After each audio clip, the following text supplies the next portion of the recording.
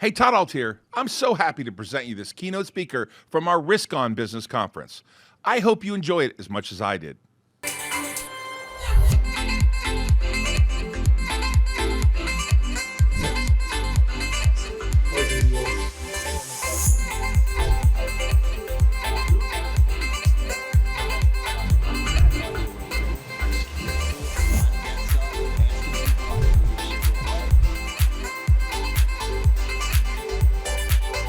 All right, he'll have a lot more energy than everybody combined. This is Mike C-Roc. Everybody, Mike C-Roc, give a hand for Mike, my friends. What's up? What's up? Thanks, brother. Appreciate it. This guy is the king of, with myself, of exposure. And during the pandemic, we got on calls all the time, myself and Ken and him, trying to help people figure out a way to get financing during COVID. That was probably one of the scariest times. But Mike has decided to really get aggressive in tech and has come up with a way to help people with something called Blueprint.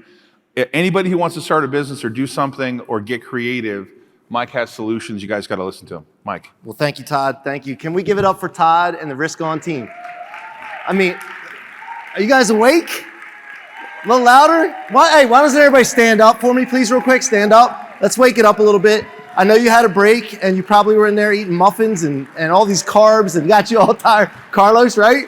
Right? Carbs get you tired. Well, look, I want to thank you guys for being here, for supporting Todd. He's a good friend of mine. And like he said, you can sit down now. Thank you. Thank you. Look at the control that I have. I'm going to talk about control today too, by the way. But you know, I saw my name on the docket and it said celebrity speaker next to my name. And I thought, you know what? It's about damn time somebody else said that too. Because I've been thinking I'm a celebrity since I was probably 10 or 11 years old. And a lot of us are stuck waiting for someone else to validate who we should be.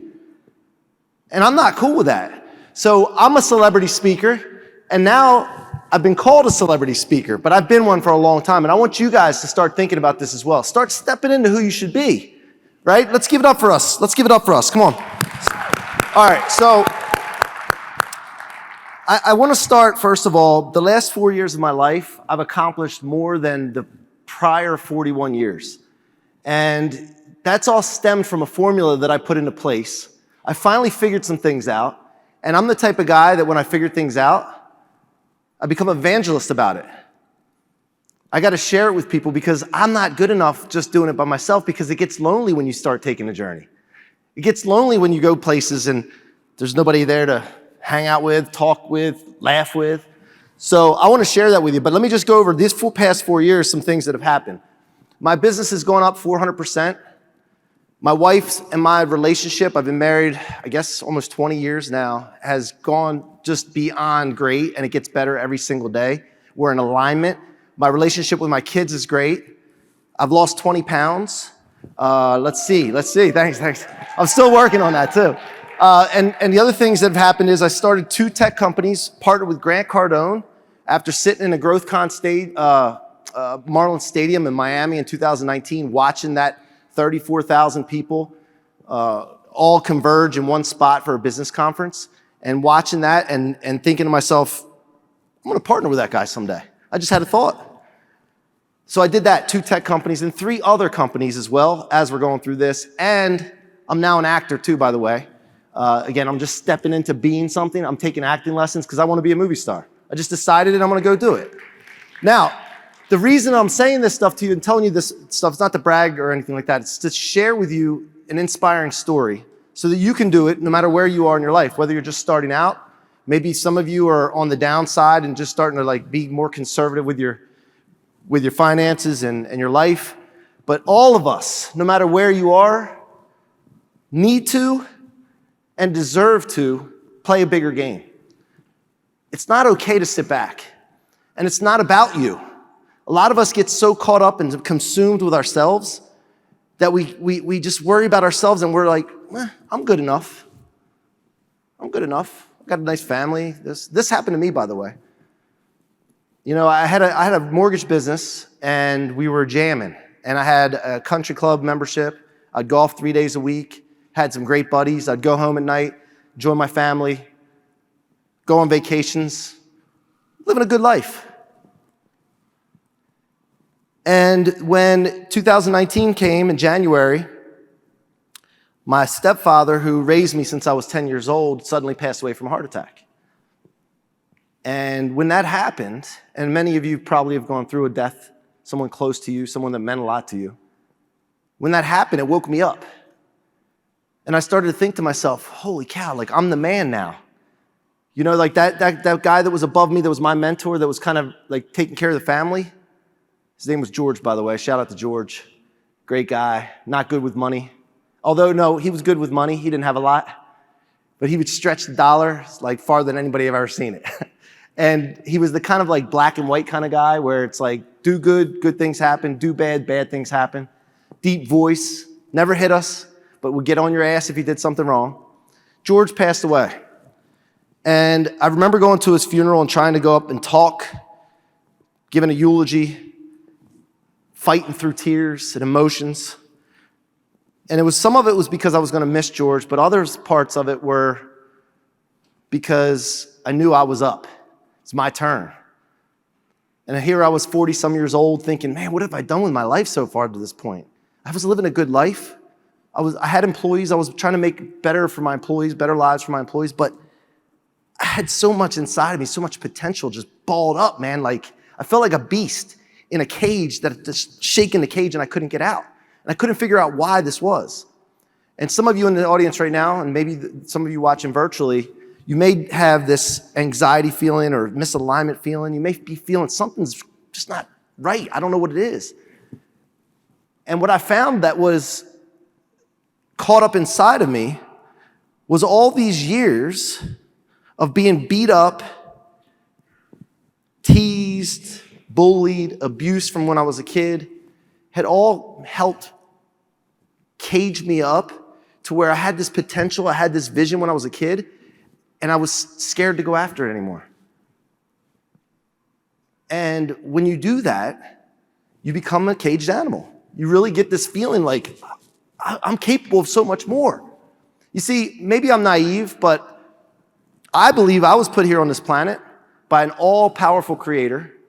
And I think I'd be silly to think that he would put me on this planet or any of you on this planet with limited potential. And so what I realized at the funeral when George passed away, I realized it was my turn. And I vowed at that time, by the way, when you're at a funeral, I don't know if any of you else have done this, but when you're at a funeral, this might be selfish, I don't know. For those of you who don't know me, I tell it like it is, so I hope you don't mind. I get raw, by the way. I'm going to get a little vulnerable here today. I hope you're cool with that. Do I have your permission? Okay, all right, cool. So when I'm at the funeral, I'm thinking to myself, it's time to step up, man. It's time. It's time to go out and impact this planet, what you were put here for. I get chills like right now just thinking about it. Because you start to think about how small the window is left on this planet to make a difference. Now, when I talk about a difference, I'm not just talking about business and money. That's good, and I'm going to do that too. I'm talking about changing lives. I'm talking about what I want to do for you all today. I want to increase your beingness. I want to take you to the next level. I don't want you leaving here doing the same old, same old. We all get caught up in that. We get caught up waking up in the morning thinking about, oh man, I hope I can just get through the day. I can't wait till tonight. I can't wait till Friday. And when we do that, we lose all kinds of opportunity to impact the people around us. So I'm going to take you back for a second to tell you the story of how I got to where I am. For some of you may have heard, I have a podcast called What Are You Made Of? Started back in 2019. And that podcast was designed to share the journey to success because I've noticed from being around Grant Cardone, Todd, other super successful people, that the journey that they go on is most of the time invisible to most of us. And so we see their success, we want the success, and then we go try for it. We run into a snag or hurdle, and then we think, they didn't go through it. Todd didn't go through that. Grant didn't go through that. Donald Trump didn't go through that. Must not be for me. And you quit. So because that journey to success is invisible. I said, you know what? I'm going to start a podcast, and I'm going to share the journey to all my guests. I'm going to dig deep. I'm going to make them cry like I made Todd cry when he came on. If you're going to watch that, it's on YouTube. You can see Todd crying. By the way, giving to people is so important. Todd was on my show. I think I don't know, he'll have to validate this, but I think I was the first podcast he ever went on. And that created a bond for us. And his team promoted my show like crazy when he went on the show. And so that just goes to show, like, ask people for things, give people things, and you never know where you'll end up. I'm on a stage right now, Todd's first event. So I'm happy to be here. But What Are You Made Of was designed to show the ingredients to success, right? So I'm going to take you back, to when I was a young buck, 8 or 9 years old. I came from a broken family. I don't remember my parents together. I remember wedding pictures. How many of you in the audience came from a broken home? How many of you dealt with child support battles and custody battles? And then you add step-parents to the mix, right? And then the conflict goes into that, and then the step-parents have kids with your mom or dad, and then then there's this hierarchy thing that goes on. It's just crazy, and I dealt with all this. Convoluted, just chaos. And when I was about 8 years old, my mom decided to move on to her third marriage. By the way, my mom's wonderful. She had her issues, but she never, ever, ever had me question the unconditional love. And she always told me that I was going to be a leader and inspire people. Ever since I was 3 or 4 years old. So give it up to my mom. Shout out. We call her Crazy Mom. Crazy Mom. And so we love you, Joyce. So when she decided to move on to her third marriage, who was George, who I talked about earlier, I didn't want to move into another man's house. I didn't want to move into another man's house, learn another man's rules. So I said, you know what? 8 years old, by the way. I'm going to try my dad's house out. It's one thing about me is I've never had a problem taking risks, risk on, right? Taking risks, like going from good to great. I want to go from good to great. I always wanted to step up, go to the next level, right? So I noticed that about myself at a young age, but I went to my dad's house and lived there for about 3 years. Now, my dad married, he's moved on to a second marriage, and my stepmother, she and my mom had issues. And you guys know how this works if you've been in these situations. It was taken out on the kids. The conflicts that she had and adults had would always be taken out on us kids. I thought it was normal. I thought it was ordinary. So I'm just going through dealing with it. I'm always trying to appease her, trying to make her happy in a good mood because I didn't want to have the wrath that I dealt with. So for 3 years, I dealt with that, not knowing that it was not ordinary to go through abuse. Then I started going over to my friends' houses and seeing loving families and happy families, and I started thinking, man, shit, I want that. This is something you can have. You can have happiness, love.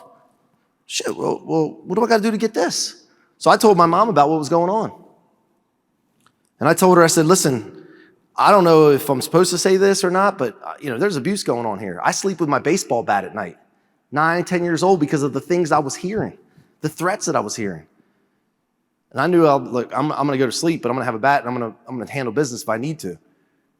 So she filed court papers very quickly, but she told me, this is a lesson. If you're taking notes, I'm going to go through some things, and I'm going to tell you, hey, write this down, write this down. My mom told me, I'm going to file court papers. I'm going to go out on a limb here, but you can't flip-flop. Like, they're going to try to talk you out of it. She said, Mikey, they used to call me Mikey. Mikey, in life, when you believe in something, you need to stick to your guns. Because people are going to try to talk you out of it. Whether it's because they want to make themselves feel better, maybe they're threatened by you and you're advancing in life, they're going to try to talk you out of it. You need to stick to your guns. So, ever since that moment when I was about 10 years old, I lived my life, and write this word down, inexorably. Inexorably, this is my favorite word, inexorable. I saw it somewhere and I'm like, shit, let me look this word up. Looked it up. Perversely unyielding or unyielding and unable to be stopped. So this stuck with me when I was a young kid. I'm like, well, you know what? When I want something, I'm going to be inexorable. I'm going to be sticking to my guns. And so in my life, guys, gals, I've gotten what I wanted. When I set my mind to something, I get it. It's not because it's handed to me, but it's just because I'm inexorable. And I want you today, if you wrote that word down, you can look up the definition if you don't believe me what it means. Perversely unyielding, unable to be stopped. I want you to live your life inexorably because you all deserve to. So skip ahead a little bit. My mom had those court papers sent to my dad. I had come home from school every day waiting and waiting and waiting for those papers to be delivered. Scared shitless. I walked on eggshells in that house as it was anyway. And one day I came home and the tension in the house was thick, man. My dad, who was my hero, he had these big, thick forearms and rough hands. He was a mason. He had his own masonry business, concrete, block, stucco, all that. He sent me to my room. So I went back and I'm like, oh boy, here we go. What did I do? And he came back and he had these legal envelope in his hand. And he said, hey, you know what? It says here you want to move back with your mom. Now I can't understand this because my dad was, he had it made. He did a really good job with money. But he confronted me and he said, you know what? Your mom doesn't have any money. She's broke. She's got men coming in and out of the house. And you got everything you need here. Why would you want to go there? Now I remember my mom in the back of my mind saying, stick to your guns. Stick to your guns because they're going to try to talk you out of it. She knew it. So I said, you know what? By the way, my mom was poor. She was. My stepdad, George, I already told you he wasn't good with money. Our vacations were Wildwood, New Jersey. Thank God we had vacations. But we would go to a little place called the Heart of Wildwood Motel. We'd have black hefty bag trash bags as our suitcases. And we'd bring 2 friends with us, and we'd stay in a little hotel room with 2 beds in there. So it would be 4 kids, 2 friends, and my parents. So it would be, 8 of us in a little motel room. But we didn't know that. We didn't really understand it. So anyway, he was telling me, hey, she's poor, men coming in and out of the house. I said, you know what? I'm not going to discuss it. I'm sticking to my guns. He said, okay. Now, my dad's Italian. I'm Italian, if you can't tell by the last name. And Italians don't carry wallets. They carry wads of money, right? You guys familiar with that, right? My dad used to carry this wad of $100 bills around with him all the time with this rubber band around it. And I just always looked up to him for that money. Like, he always used to show me $100 bills. And he goes, okay, you want to move your mom? He takes that wad out, peeled one off, crumpled it up, and he threw it at me. He said, here, you're going to need this when you're living on the streets with your mother then.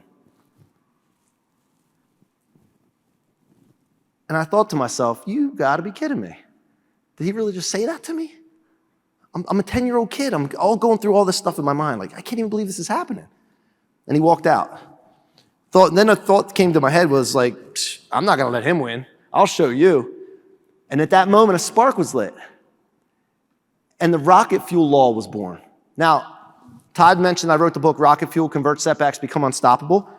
I developed this law over time that says, if you're taking notes, you want to write this down.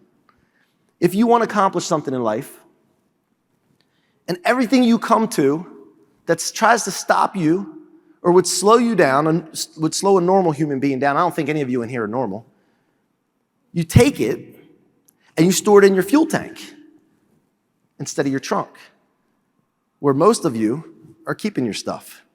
You're keeping it in your trunk where it's weighing you down and slowing you down. But if you take everything that would stop or slow you down and put it in your fuel tank instead, you can convert it into rocket fuel and become unstoppable to live in the life of your dreams. So I started living this way. And so I want to get you on this rocket fuel law because it'll take you very far, but it'll only take you so far, which I'll cover in a second. So then I started thinking 3 years ago, shit, man, this thing's working for me. Let me share it with other people because if I can help other people become unstoppable, then I might be living to my potential. Now, what I found out was that toxic fuel does take you far, but it only takes you so far because at some point you hit a ceiling. And what I noticed is there's some kind of line of demarcation that once you do a lot of personal development, you have a lot of experience with success, you start to realize things, you need a new fuel. You need a higher octane fuel. That's like the 2.0. I didn't read this book yet. I'm probably going to get with Greg Reed, who's coming on after me, and read another book, Rocket Fuel 2.0. But what it is that once you can get to the point where your belief lid, where you can actually believe things that are big think, the lid's blown off, unlimited potential, you start being able to set big targets and goals. And those big targets and goals start to be your new rocket fuel. And so that's what happened to me. I got to a point in my life where I was good, mortgage company doing well, my friends and I were making money, not fulfilled, and I needed something else. So I sat in Marlins Stadium after George passed away in 2019, There's a guy named Pete Vargas. Anybody heard of Pete Vargas? He's a friend of mine. He was on stage, I think, first time in that big of an audience. And he was talking about sharing your story from stage and the power of being able to speak from stage and sell from stage. But Pete was scared to death. He was sweating. He had a scared face on. And he's a friend of mine, so I could say this, and I've heard him say this anyway. So if somebody goes back and tells him I said that, it's cool. But I saw him, and I'm sitting in the audience, and I thought to myself, well, shit, if Pete can do this, I could do that. So I sat in that audience, never spoke on a stage prior to then, and I said to myself, I'm going to speak on that stage. And not only that, I'm not going to speak on that stage because I'm just famous or a celebrity. I'm going to speak on that stage because I'm going to partner with Grant Cardone in a business. Now, I had no idea at the time what that was. I had no idea. I was just making what you would call a postulate. It's something that you just put out there like a prediction, right? And so I did that in 2019. I went home after that. I started the podcast. And from there, everything took off. Just because I had the rocket fuel law down and I started thinking bigger.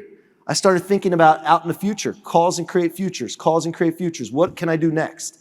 And when I put that out there, all I had to do, and again, take a note, write this down. Once you have a postulate and you want to accomplish something in your life, the only thing you have to do from there is have your thoughts, words, and actions go towards that postulate, go towards that goal at all times, and then remove all obstacles. Get everything out of the way that doesn't go towards it.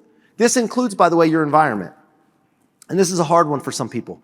Your environment right now is holding you back. And this is a very important lesson that I had to learn, where I had to assess my environment. And I had to handle everybody around me that was holding me back from the life of my dreams. Because if I was going to show other people, which my mission is all people are unstoppable to live in the life of their dreams, if I was going to show other people how to become unstoppable, I had to be the standard for that. So many of you want to show people and help people do other things, but yet you're not living to the standard that you need to show them what it's like. And so I had to start being that example. So I looked at my environment, and I looked at the people in my environment that were not thinking big or discouraging me. Trust me, when I started going on this journey, man, I had a lot of people hating on me, discouraging me, making comments, some of the people closest to me. My wife, I love her to death. She's probably watching right now. I love you, babe. But she even said, if you go speaking, you're going to be on the road away from the family. Like, what are we going to do? I'm like, well, this isn't just about us. Like, this is about all the people. This is about Carlos and Ali and Sean, all the people that I can come in contact with and make a difference in their lives, because I have a power to do that. And so clearing up your environment, clearing up the people in your environment, I can't stress this enough, is so important to become unstoppable, to live in the life of your dreams.